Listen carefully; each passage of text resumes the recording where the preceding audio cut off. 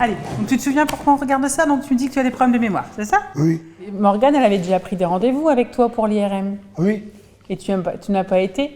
Est-ce que tu peux expliquer pourquoi tu n'as pas été? J'ai trop peur. T'avais peur de quoi? De ça.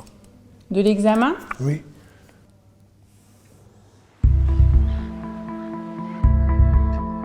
Ici, c'est une association qui accompagne des personnes présentant un trouble du développement intellectuel. C'est parfois compliqué pour elles d'appréhender vraiment comment va se passer un soin, quelles sont leurs problématiques de santé, c'est quoi leur diagnostic. Donc, un des objectifs principaux de l'association, c'est que les personnes en situation de handicap ne renoncent pas aux soins que les médecins leur prescrivent et dont elles ont besoin pour leur santé. Alors pour tout à chacun, aller à un rendez-vous médical, ça peut provoquer déjà du stress, de l'anxiété et ça peut être compliqué. Et quand on se met dans la peau d'une personne en situation de handicap, elle va rencontrer encore plus de freins, de barrières, qui va rendre l'accès à l'information aux soins encore plus compliqué.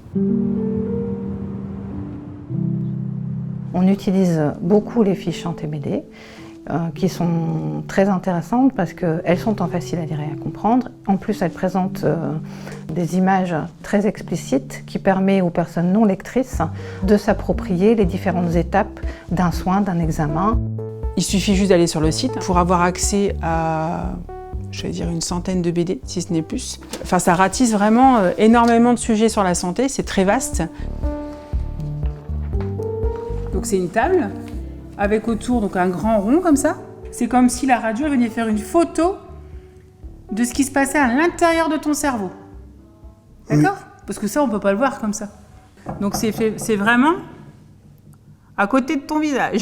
Oui. Ça va pas te toucher, ça va être près de ton nez. Mais ça va pas te toucher, et ce qui fait que c'est pour ça qu'il faut surtout pas que tu bouges. Maintenant, l'idée, c'est aussi que les personnels de santé, les établissements de santé s'en emparent, qu'on les voit dans les salles d'attente, qu'on les voit dans les centres de prévention, qu'on les voit dans les maisons des usagers. Oui, c'est un travail continu de rendre l'information accessible de manière universelle pour tous les handicaps. C'est un travail permanent. Oui. Ça fait du bruit. Oui. Donc c'est pour ça qu'ils te proposent de mettre un casque sur la tête. C'est pour moins faire mal aux oreilles. Et si vraiment tu le demandes, tu peux quand même demander un peu de musique. Moi, j'aime bien Johnny Hallyday. Eh ben tu peux demander à mettre du Johnny Hallyday. Ouais. Ouais. On peut faire ça. Tu Ouais. peux essayer. Ouais.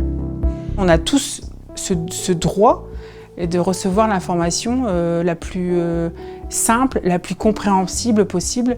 C'est important de prendre soin de soi pour avoir après un projet de vie, un parcours de vie le mieux possible en fait. Voilà.